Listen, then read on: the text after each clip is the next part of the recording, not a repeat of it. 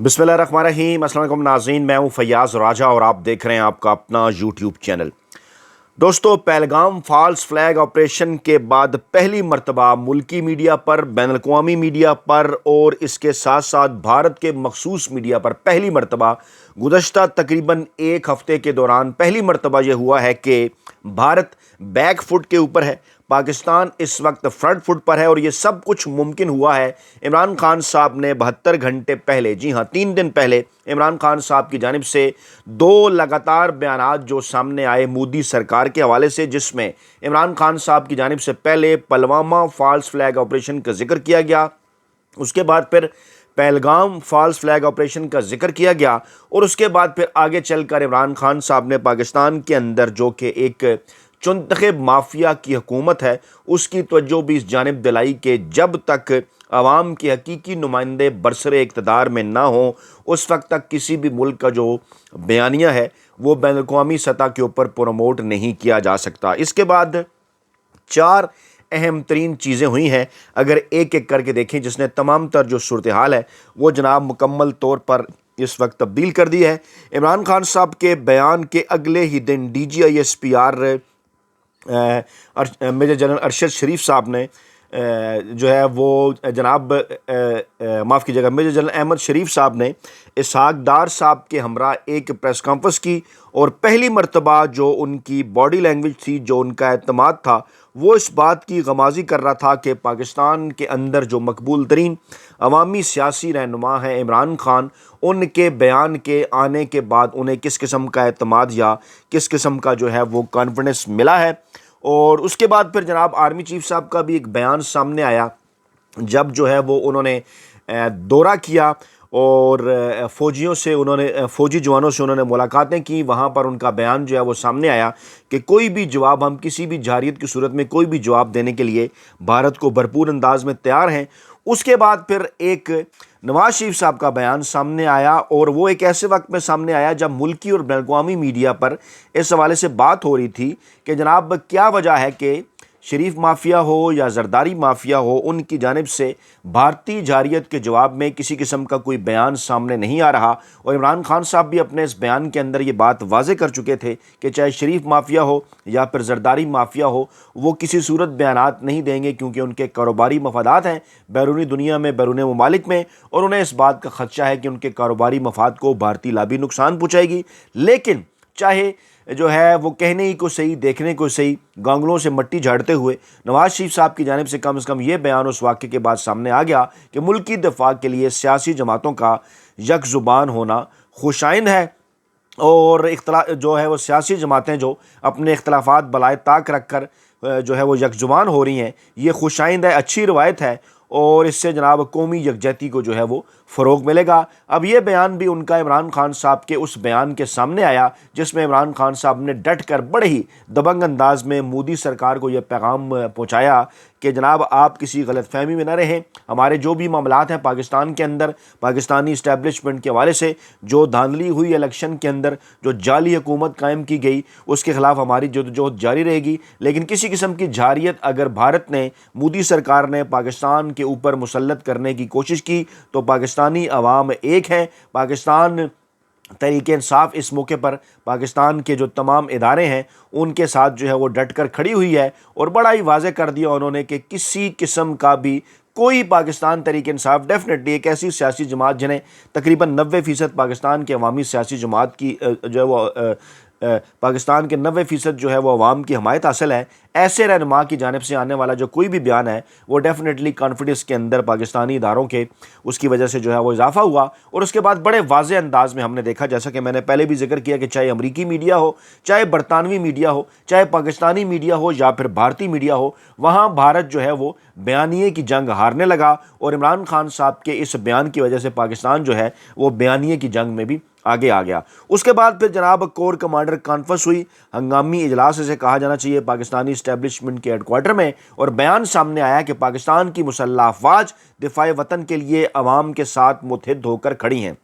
Army chief general Asim Munir साहब की ज़ेर सदारत ये स्पेशल کور کمانڈر کانفرنس ہوئی اور جس میں بھارت کے الزامات اور کشیدگی کی صورتحال پر ہوا تبادلہ خیال اور پھر علاقائی سلامتی کے اوپر اس پر غور ہوا، اور اس کے ساتھ ساتھ آرمی چیف نے مسلح افواج کی جو پیشہ ورانہ مہارت ہے، ان کا جو ثابت قدم حوصلہ ہے، آپریشنل تیاریاں، ان کو سراہا، اور ڈیفینیٹلی اس کور کمانڈر کانفرنس کو، اسپیشل جو کور کمانڈر کانفرنس ہے، اس کو بھی اسی تناظر کے اندر جو ہے وہ دیکھا جانا چاہیے کہ یہ کور کمانڈر کانفرنس بھی عمران خان صاحب کی جانب سے مودی سرکار کے خلاف، ان کی جو ایک جارحیت تھی ان کے خلاف عمران خان صاحب کی کے دبنگ بیان کے بعد ہی سامنے آیا۔ عمران خان صاحب نے بھی کشمیر کا اس کے اندر ذکر کیا تھا، یہاں پر بھی جناب اس فورم نے، کور کمانڈر کانفرنس نے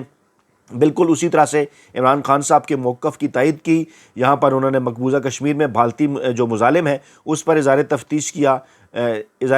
کیا۔ اس کے بعد پہلگام واقعے کے بعد بھارتی افواج جو ایل او سی پر معصوم شہریوں کو نشانہ بنا رہی ہیں، اس کا بھی جناب انہوں نے ذکر کیا، اور پھر انہوں نے اس بات کا بھی ذکر کیا کہ جناب بھارت کی سیاسی اور فوجی مقاصد کے لیے اس قسم کے یہ جو بحران جو ہے وہ بھارت گھڑ رہا ہے، یہ جناب اس قسم کی جو چیزیں گھڑ رہا ہے، یہ جناب وہ اپنی جو ان کے اندرونی کمزوریاں ہیں اس کو چھپانے کے لیے ہے۔ عمران خان صاحب آپ کو یاد ہوگا 2018 میں بھی وہ یہ بات کر چکے کہ کس طرح سے جناب اس کے پیچھے جو ہندو انتہا پسند تنظیم ہے RSS، مودی سرکار اس کا بیانیہ لے کر آگے بڑھ رہی ہے، اور اس موقع کے اوپر عمران خان صاحب کی جانب سے ذکر، اور پھر آرمی چیف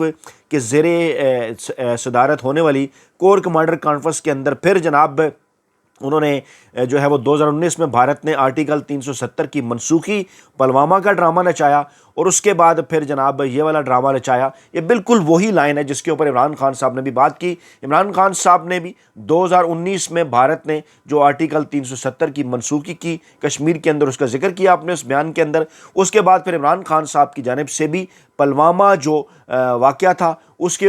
جو پلوامہ کا ڈرامہ تھا، اس کا بھی عمران خان صاحب کی جانب سے جو وہ پردہ چار کیا گیا، اور اس کے بعد پھر یہ جو حالیہ ڈرامہ ہوا ہے اس کا ذکر کیا گیا، اور یہ کہا گیا کہ پاکستان کی عوام کی امنگوں کا ہر قیمت پر احترام کیا جائے گا۔ ڈیفینیٹلی ایک ادارے کی جانب سے اس قسم کا بیان اسی صورت میں آ سکتا ہے سامنے جب انہیں اس بات کا اندازہ ہو کہ اس اہم ترین موقع پر، اس اہم ترین پہلو پر جو پاکستانی قوم ہے وہ جناب ان کے ساتھ کھڑی ہے۔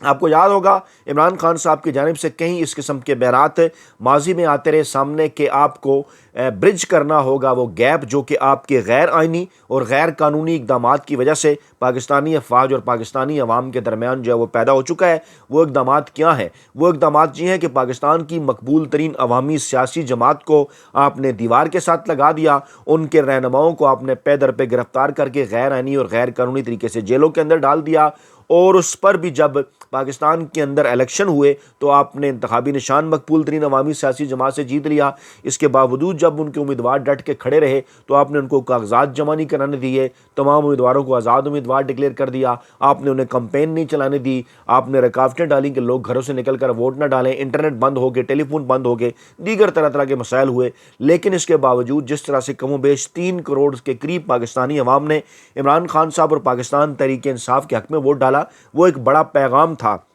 اور جب اس کے بعد پھر ایک پے در پہ جو گزشتہ 2 برسوں کے دوران، گزشتہ 1 برس کے دوران الیکشن کے بعد جو کچھ کیا گیا پاکستان تحریک انصاف کے مینڈیٹ کے ساتھ اس رات کو، اور اس کے بعد بھی جو جیتنے والے امیدواروں کے ساتھ کیا گیا، وہ آپ کے سامنے ہے۔ عمران خان صاحب نے ان تمام چیزوں کا ذکر کرتے ہوئے پاکستانی اسٹیبلشمنٹ کو یہ کہا تھا، یہ پیغام دیا تھا کہ اگر آپ اس قسم کے اقدامات اٹھائیں گے، غیر آئینی اور غیر قانونی، اور پاکستان میں جعلی حکومت قائم کریں گے مینڈیٹ چوروں کی، تو پھر کس طرح سے پاکستانی عوام، خاص طور پر جو نوجوان ہیں بڑی تعداد میں، وہ آپ کے ساتھ کھڑے ہوں گے، اور ڈیفینیٹلی ایک گیپ پیدا ہوگا۔ اور پھر آپ نے دیکھا بھی کہ وہ گیپ پیدا ہوا بھی، وہ آپ نے دیکھا کہ پاکستان کی نوجوان نسل کے ساتھ جب انٹریکشن کا سلسلہ پاکستانی اسٹیبلشمنٹ کی جانب سے مختلف یونیورسٹیز کے اندر شروع کیا گیا تو اس پر کس قسم کا رد عمل آیا، اس حوالے سے بھی ویڈیوز آ چکی ہیں، بات بھی ہو چکی ہے، اور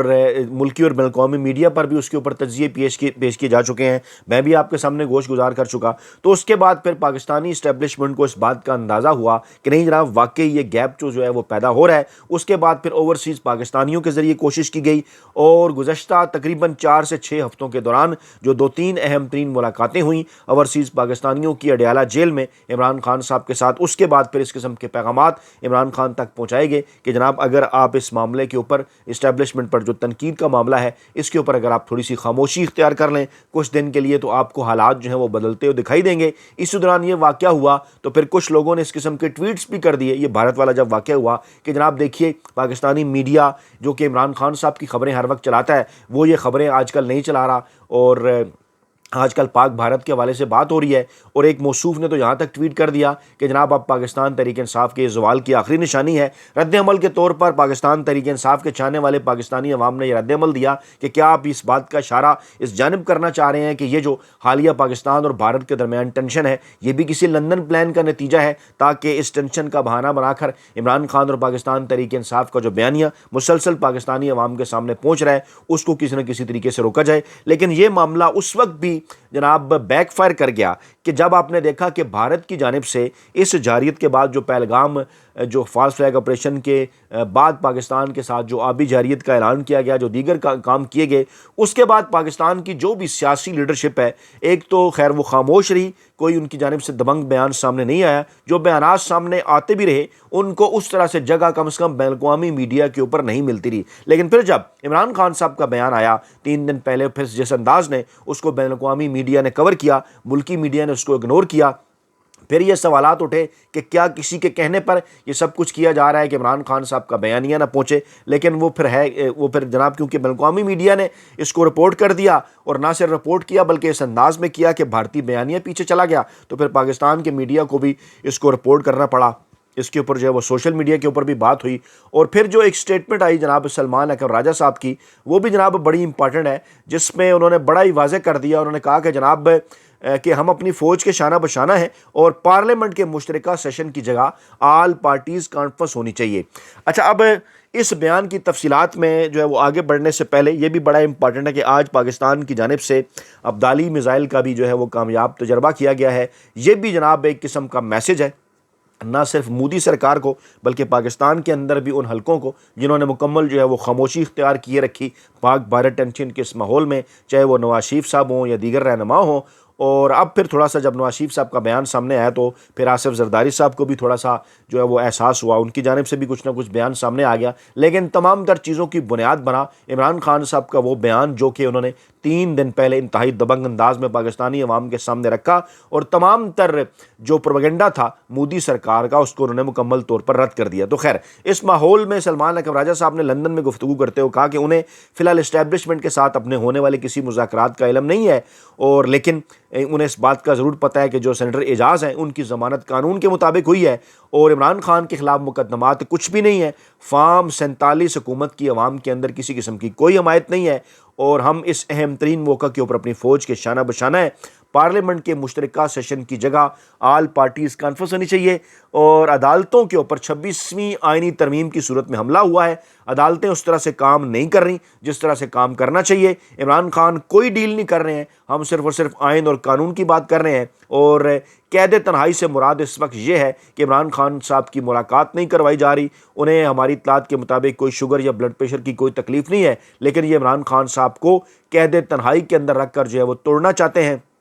پہلے بھی انہیں ناکامی ہوئی، آگے چل کر بھی جناب انہیں ناکامی ہوگی، اور یہ جو حربے عمران خان صاحب کے خلاف آزما رہے ہیں ان میں یہ مکمل طور پر ناکام ہوں گے۔ 9 مئی مقدمات میں درخواست ضمانت جو ہے وہ سماعت کے لیے عمران خان صاحب کے 9 مئی کے 8 مقدمات میں درخواست سماعت کے لیے مقرر کر دی گئی۔ لاہور ہائی کورٹ کا 2 رکنی بینچ اس کی 8 مئی کو سماعت کرنے جا رہا ہے۔ جسٹس سید شہباز علی رضوی ہیں، جسٹس طارق محمود باجوہ ہیں، عمران خان کے وکیل کے دلائل مکمل ہو چکے ہیں، اسپیشل پروسیکیوٹر اب اس کے اوپر دلائل دیں گے، اور عمران خان صاحب نے اس کیسز میں ضمانت کے لیے ان کیسز میں لاہور ہائی کورٹ سے جو ہے وہ رجوع کر رکھا ہے۔ اس قسم کے معاملات ہو رہے ہیں، عدالتوں کے اندر تھوڑی سی ہل جل ہوئی ہے، چاہے وہ معاملہ دھاندلی کے مقدمات کے حوالے سے ہو، سپریم کورٹ آف پاکستان وہ کیسز بھی آئندہ ہفتے جو ہے وہ دیکھنے جا رہی ہے۔ سینیٹر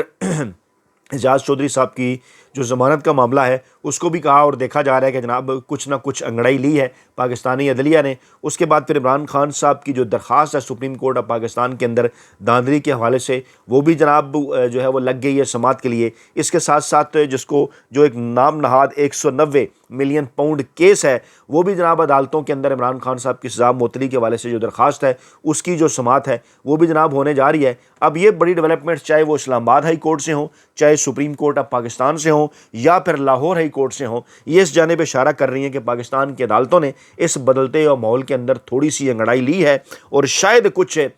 طاقتور حلقوں کو بھی اب اس بات کا احساس اور خیال ہوا ہے کہ ایسے اہم ترین موقع کے اوپر مقبول ترین عوامی سیاسی رہنما جنہوں نے انتہائی دبنگ انداز میں بھارت کو جواب دیا، بھارت کو بیان دیا، جس طرح سے ان کو غیر آئینی اور غیر قانونی طریقے سے جیل میں رکھا گیا ہے، وہ جناب یقینی طور پر کہیں ایسا نہ ہو کہ عوام کے اندر جناب جو طاقتور حلقے ہیں ان کی مقبولیت کے اندر کمی ہو۔ اس اہم ترین موقعوں پر شاید وہ یہ رسک نہیں لینا چاہتے، اس لیے معاملات اب عدالتوں میں اس رخ سے آگے بڑھ رہے ہیں۔ اپنا بہت خیال رکھیے گا، دعاؤں میں یاد رکھیے گا۔ نئی ویڈیو کے ساتھ جلد حاضر ہوں گے۔ اللہ نے کے بعد